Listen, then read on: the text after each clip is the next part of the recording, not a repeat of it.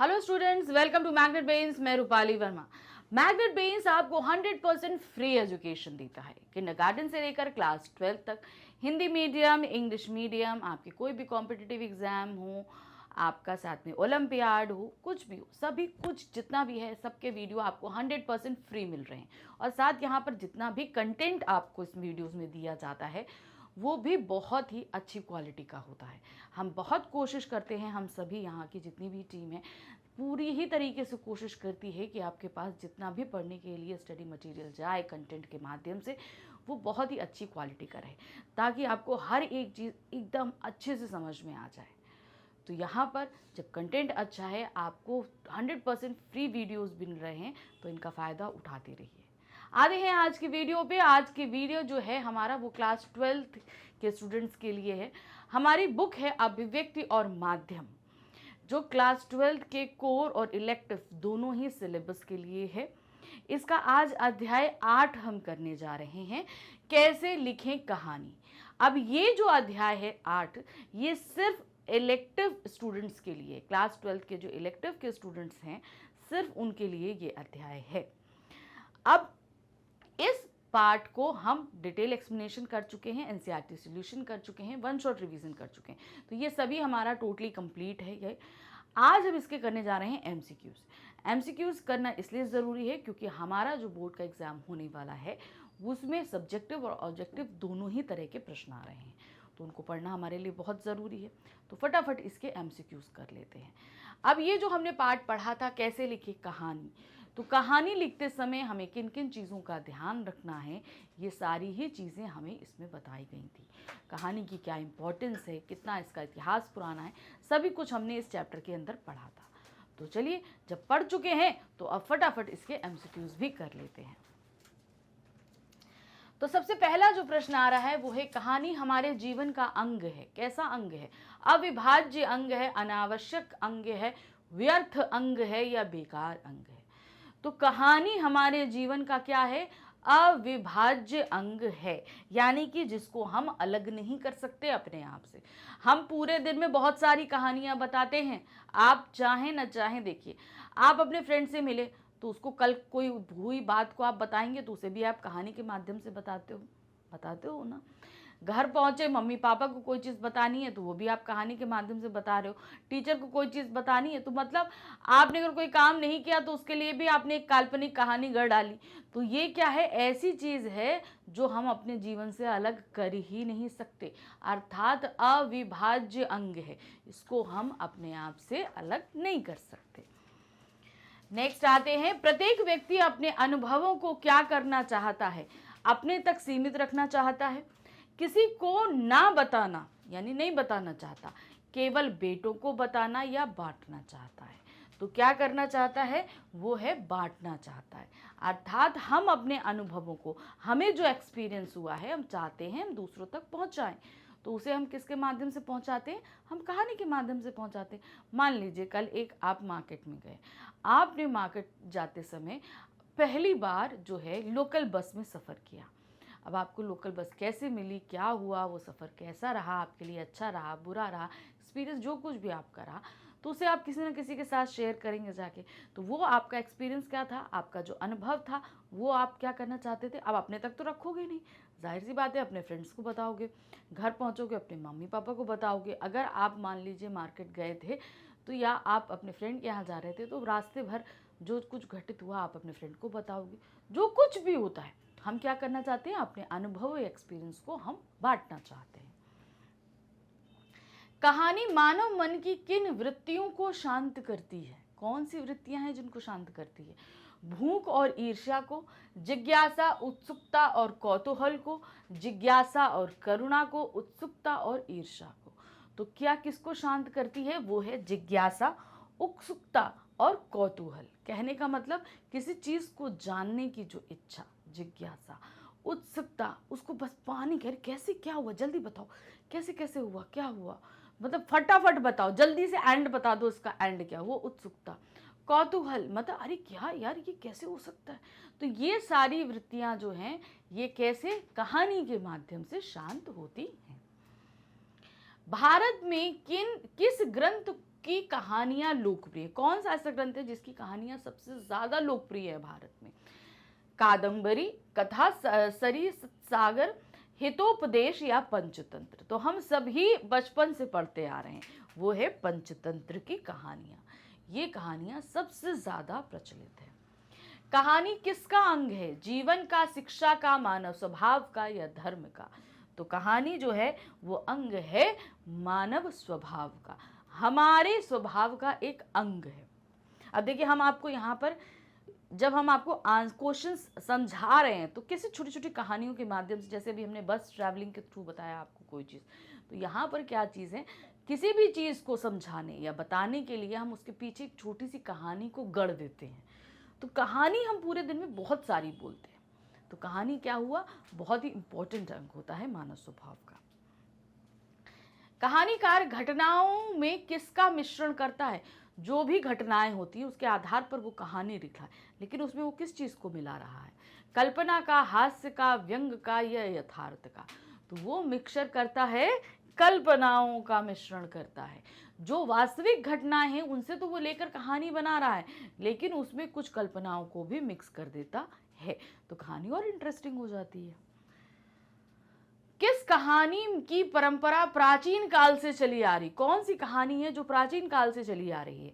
लिखित कहानी की, मौखिक कहानी की, ऐतिहासिक कहानी की या धार्मिक कहानी की? तो वो कहानी जो प्राचीन काल से चली आ रही है वो है मौखिक कहानियां। मतलब मौखिक कहानियां आप ये समझ लो, कहानी तो तब से है जब से मनुष्य ने बोलना भी नहीं शुरू किया, तो वो इशारों के माध्यम से कहानी, यानी कि बहुत ही पुरानी कहानियां।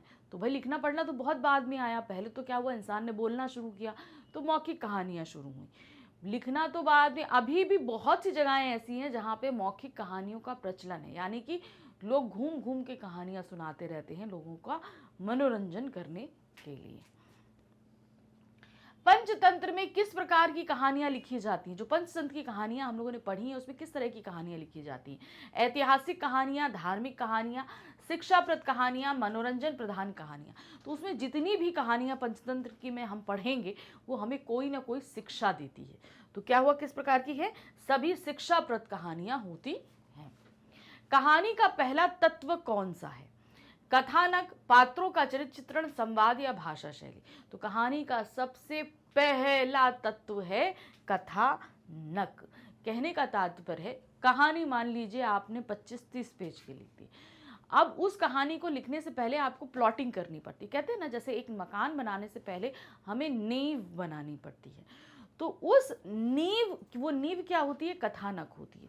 अब मान लीजिए जैसे महाभारत के युद्ध पे, जब महाभारत का युद्ध हुआ था, या कोई भी आप कोई कहानी ले लो, मान लीजिए आपने बोला, वो आपकी फेमस कहानी होगी, जो एक किसान अपने बालकों को एकता का बल समझाता है, लकड़ी का गट्ठर देता है और एक साथ देता है कि तोड़ो उसको, तो वो नहीं तोड़ पाते, फिर वो बोलता है कि क्या कहते हैं, एक एक देता है सबको कि अब तोड़ो, तो वो लोग तोड़ लेते हैं, तब वो समझाता है कि एकता का बल। अब इस कहानी को हमने कितना मुश्किल से 5 से 6 पंक्तियों में आपको समझा दिया, तो ये क्या था? कथानक, यानी कि कहानी को। अब इसको अगर हम डिटेल में करना चाहेंगे तो एक समय का बात थी, ये क्या कहते हैं, आपको चंबल नाम का एक गांव था, वहाँ उस गांव में एक किसान रहा करता था, उसके बहुत अच्छे खेत थे, बहुत सारे खेत थे, वो बहुत मेहनत करके खेती करता था, मगर उसके बच्चे जो है बिल्कुल मेहनत नहीं करते थे, आपस में लड़ते रहते थे। तो इस तरीके से आप कहानी को डिटेलिंग दोगे, लेकिन उसी कहानी को हमने शॉर्ट में जो 5-6 पंक्तियों में आपको समझा दिया, वो क्या था? वो कथानक था। तो किसी भी कहानी को लिखने से पहले उसका एक नक्शा तैयार करना ही क्या कहलाता है? कथानक कहलाता है।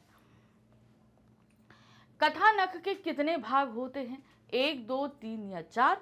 तो यहाँ पर क्या होता है? कथानक के भी 3 भाग होते हैं, यानी कि उसमें स्टार्टिंग में क्या होगा, उसके मध्य में क्या होगा और फिर उसके अंत में क्या होगा। तो इस तरीके के ये 3 पार्ट उसके होते हैं। कहानी के तीसरे भाग का नाम क्या है? जो तीसरा भाग होता है वो कौन सा होता है? आरंभ, मध्य, द्वंद्व या अंत? तो देखिए, प्रथम भाग होता है आरंभ, दूसरा होता है मध्य और तीसरा होता है अंत। तो तीसरा भाग कौन सा हुआ? अंत हुआ। नेक्स्ट है, कहानी लेखन सीखने का सबसे कारगर तरीका कौन सा है? हम अगर चाहते हैं कि हम बहुत अच्छी कहानियां लिखें तो उसके लिए हमें क्या करना पड़ेगा? नानी से कहानियां सुनना पड़ेगा, दादी से कहानी सुनना पड़ेगा, कहानी लिखने का अभ्यास करना पड़ेगा, या अच्छी कहानियाँ पढ़ना पड़ेगा। तो देखिए, आप अगर चाहते हो कि आप बहुत अच्छी कहानियाँ लिख सको, तो उसके लिए आपको अच्छी अच्छी कहानियाँ पढ़नी पड़ेंगी। जितनी मैक्सिमम आप अच्छी कहानियाँ पढ़ सकते हैं, आपके दिमाग में उतने आइडियाज़ आएंगे कहानी को सही ढंग से करने के। कहानी का केंद्रीय बिंदु क्या होता है, सेंटर पॉइंट क्या होता है? कथानक, देश काल, पात्रों का चरित्र चित्रण या संवाद। तो उसका सेंटर पॉइंट जो होता है वो है कथानक। बिना कथानक के कहानी को अंजाम नहीं दिया जा सकता है, ये ज़रूरी होता है। ये ध्यान रखिए कि भाई हमें पता तो चले हम किस पे लिखने जा रहे हैं, तो उसको 4-5 पंक्तियों में जब तक हम नहीं लिख लेंगे तब तक हम उसमें डिटेलिंग नहीं दे पाते हैं। कहानी किसी एक की नहीं, वह कहने वालों की है, सुनने वालों की भी है, इसकी उसकी सबकी, सृष्टि समूचे परिवार की। यह कथन किसका है? अब ये जो हमने चैप्टर हम पढ़ रहे हैं, इस चैप्टर के सबसे स्टार्टिंग में ये वक्तव्य दिया हुआ है, तो ये वक्तव्य है किसका? सुमित्रा नंदन पंत, महादेवी वर्मा, कृष्णा सोबती या प्रेमचंद। तो ये है प्रसिद्ध नाटककार कृष्णा सोबती के जो है वक्तव्य है। नेक्स्ट है कफन कहानी के रचनाकार कौन है? कफन कहानी किसने लिखी है? मुंशी प्रेमचंद, सूर्यकांत त्रिपाठी निराला, कृष्णा सोबती या महादेवी वर्मा। तो कफन कहानी लिखी है मुंशी प्रेमचंद जी ने। प्रेमचंद की कहानी कफन 10-12 पन्नों की कहानी है। ये कहानी जो है 10-12 पन्नों में आई है। इसका कथानक कितनी पंक्तियों में लिखा जा सकता है? अगर ये कहानी इतनी बड़ी है तो इसके कथानक को हम कितनी पंक्तियों में, पंक्तियां मतलब कितने लाइंस में लिखेंगे? 20 से 25 पंक्तियों में, 10 से 12 पंक्तियों में, 2 पंक्तियों में या 5 पंक्तियों में? तो इसका कथानक जाहिर सी बात है, अगर 10-12 पन्नों की कहानी है तो 10-12 पंक्तियों में इसका कथानक आराम से लिखा जा सकता है। कथानक को कहानी का क्या कहा जाता है? कहानी का क्या कहा जाता है? असली चेहरा, प्रारंभिक नक्शा, प्रारंभिक प्रारूप या प्रारंभिक कथा। तो यहाँ पर कथानक कहलाता है प्रारंभिक नक्शा। किसी भी चीज़ का एक नक्शा, फिगर तैयार करना। मान लीजिए आप अगर अच्छी पेंटिंग करते हो, तो अगर आप कोई पिक्चर बनाना, लैंडस्केप बनाना चाह रहे हो, तो लैंडस्केप के जो 2 पार्ट हैं, आपका धरती और आकाश, सबसे पहले आप क्या करोगे, उसको 2 पार्ट में डिवाइड कर देते हो। कोई भी पिक्चर को 2 पार्ट में डिवाइड करते हो लैंडस्केप बनाने के लिए, तो वो हमने क्या किया, डिवीज़न हमारा क्या हुआ, वो हमारा प्रारंभिक स्केच हुआ कि इसके नीचे हम यहाँ पर तालाब बनाएंगे, यहाँ पेड़ रहेंगे, यहाँ कुछ बिल्डिंग्स रहेंगी, यहाँ पर इस तरीके से कोई बैठा होगा, और फिर उसके बाद ऊपर का हमारा जो पोर्शन होता है वहाँ क्लाउड्स होंगे या सूरज या चांद, जो भी टाइम का, कुछ पक्षी होंगे। तो इस तरीके से आप दिखाते हो। तो ये प्रारंभिक चित्र बनाने का प्रारंभिक नक्शा आप स्केच ऐसे रेडी करते हैं, है ना, 2 पार्ट में डिवाइड करके। उसी तरीके से कहानी लिखने से पहले भी कथानक हमारा क्या होता है, प्रारंभिक नक्शा होता है। कथानक का पूरा स्वरूप क्या होता है? पूरा स्वरूप क्या होता है?